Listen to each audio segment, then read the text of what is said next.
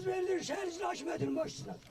Ateşkesi bozarak dövüş ameliyatlarına başlamıştır.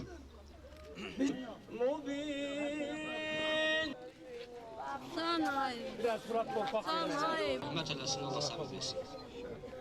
Doldur. Ateş. Ateş. Silahı. Torpağımız uğrunda bütün ölen şəhidlərə Allah rəhmət eləsin və onun valideynlərinə çoxlu səbir versin. Mən də onların biri kimi bugün kədərlənirəm və arzu edirəm ki, tezliklə bizim üç rəngli bayrağımız Kəlbəcərdə, Laçında, Şuşada dalğalansın.